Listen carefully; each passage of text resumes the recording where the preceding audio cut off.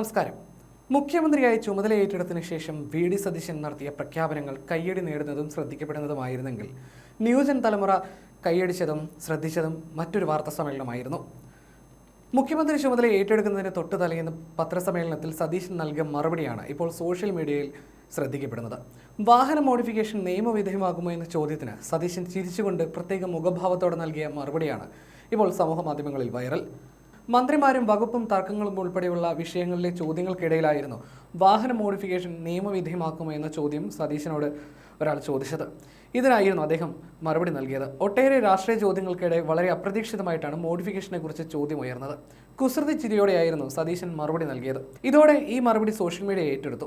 10 വർഷം ചിരിക്കാത്ത മുഖ്യമന്ത്രിയെ കണ്ടു, ഇപ്പോൾ ചിരിക്കുന്ന മുഖ്യമന്ത്രിയെ കണ്ടു എന്നിങ്ങനെ പോകുന്നു സോഷ്യൽ മീഡിയ കമന്റുകൾ. ചിലർക്ക് പുതിയ മുഖ്യമന്ത്രി പൂക്കിയും കൂളുമാണ്. ഈ ചിരിക്കുന്ന വീഡിയോ പങ്കുവച്ചുകൊണ്ട് റീലുകൾ ചെയ്യുന്നവരും നിരവധിയാണ്.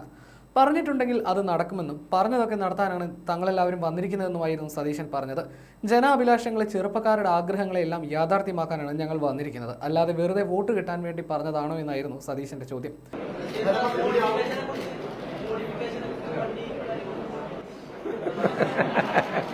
നമുക്ക് പറഞ്ഞിട്ടുണ്ടെങ്കിൽ അത് പറഞ്ഞിട്ടുണ്ടല്ലോ,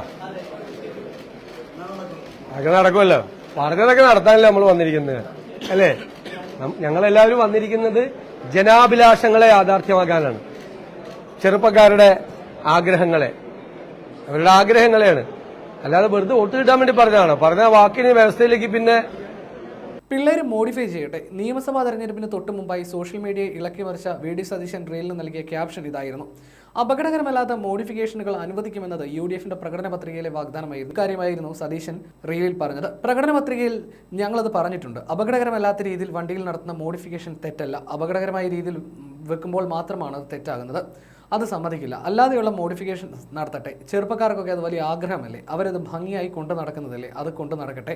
അതിലെന്താ തെറ്റാണെന്നായിരുന്നു സതീശൻ ചോദിച്ചത്. അന്ന് ഈ റീല് പങ്കുവെച്ച് വെറും 24 മണിക്കൂർ കൊണ്ട് 50 ലക്ഷം പേരായിരുന്നു അദ്ദേഹത്തിന്റെ ആ റീല് കണ്ടത്. അന്ന് പ്രതിപക്ഷ നേതാവായിരുന്ന സതീശന്റെ വാക്കുകളെ സ്വാഗതം ചെയ്തുകൊണ്ട് നിരവധി കമന്റുകളും താഴെ എത്തിയിരുന്നു.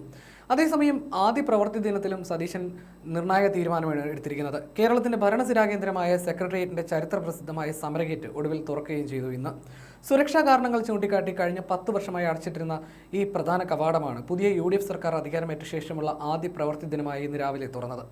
ഗേറ്റിന് മുന്നിൽ സ്ഥിരമായി സ്ഥാപിച്ചിരുന്ന ബാരിക്കേഡുകൾ ഒരു വശത്തേക്ക് മാറ്റുകയും ചെയ്തു. മുഖ്യമന്ത്രിയും മന്ത്രിമാരും രാജ്ഭവനിലെ സത്യപ്രതിജ്ഞാ ചടങ്ങുകൾക്ക് ശേഷം സെക്രട്ടേറിയറ്റിലെത്തി ഔദ്യോഗികമായി ചുമതലയേൽക്കുന്നതിനിടയിലായിരുന്നു ഈ സുപ്രധാന നടപടി. സെക്രട്ടേറിയറ്റിന്റെ നോർത്ത് ഗേറ്റിനെയാണ് പൊതുവെ സമരഗേറ്റ് എന്ന് വിളിക്കുന്നത്. കേരളത്തിലെ പ്രധാനപ്പെട്ട രാഷ്ട്രീയ മുന്നേറ്റങ്ങൾക്കും തൊഴിലാളി യൂണിയൻ സമരങ്ങൾക്കും സാക്ഷ്യം വഹിച്ചിട്ടുള്ള ഈ കവാടത്തിന് വലിയ ചരിത്ര പ്രാധാന്യവുമുണ്ട്.